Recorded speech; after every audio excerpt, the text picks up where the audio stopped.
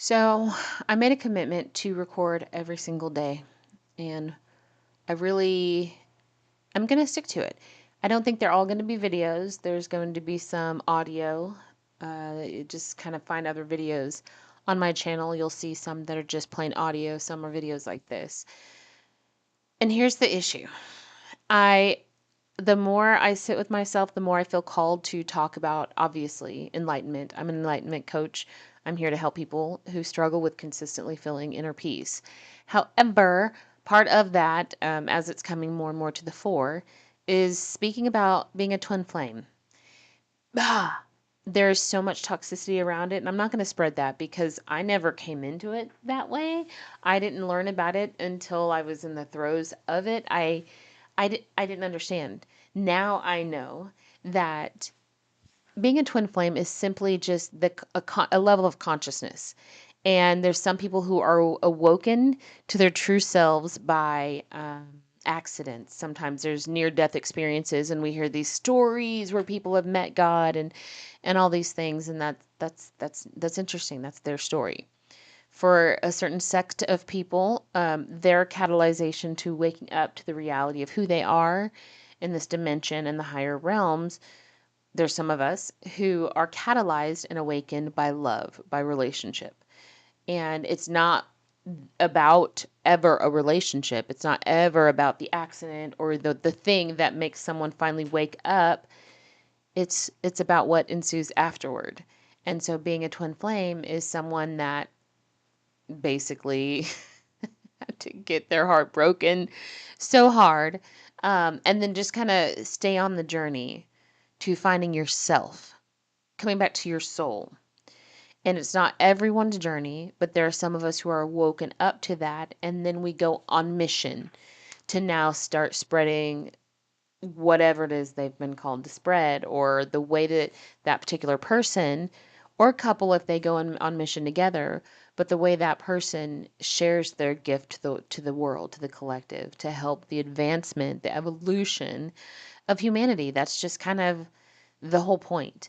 So for me, I was catalyzed by love, by a relationship that may or may not ever whatever, right? Like it's never a thing.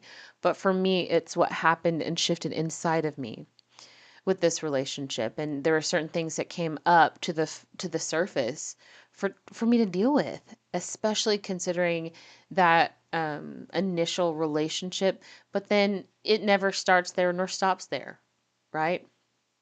And so in effect, yes, there is one soul split into two bodies with two people that have free will. However, the soul that is shared is beyond the logic. And so sometimes the things that happen amongst a twin flame pairing, it doesn't make sense. It transcends logic. It's just otherworldly, and that's by design. And there are certain synchronicities and things that happen between these entities. And so we are at the place in history where everybody's starting to wake up, not all at once. That would cause a severe breakdown of the matrix and of society and the way that we have to exist in this world. There are many people who their whole role in this incarnation is to be, supporting cast of characters. You only ever experience your own consciousness, your awareness, your perspective, your lens.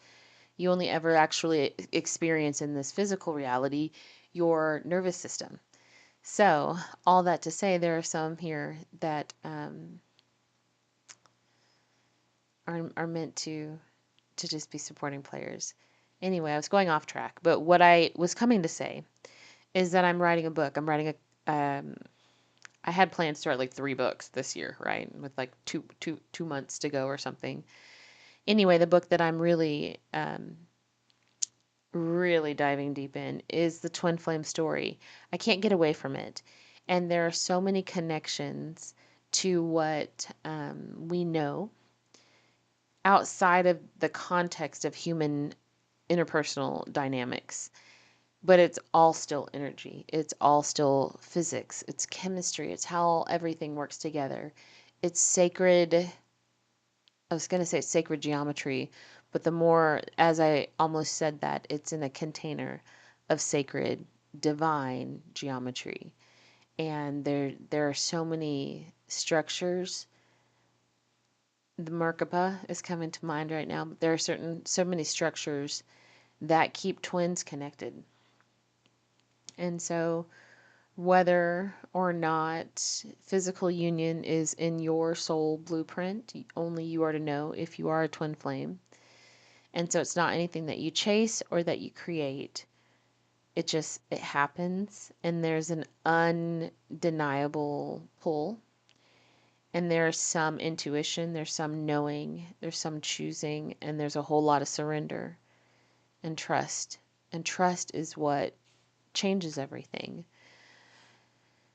So, really, what it looks like at the end of the day is knowing my God self, my creator self, and staying in my knowing, which is in the very right now moment. And at any moment, knowing what I'm thinking, being aware of my thought processes, and understanding and knowing that my brain and my thoughts, they can work against me. Excuse me. Ooh, just yawning on camera. But my brain and thoughts, like, I'm very human, and as a human who was raised in more of a survival society, like all of us, if we're alive, that's kind of where we all started for the most part. We get to unlearn reacting out of fear and reacting from a fear of death or being survival oriented. Like, without love, you still live.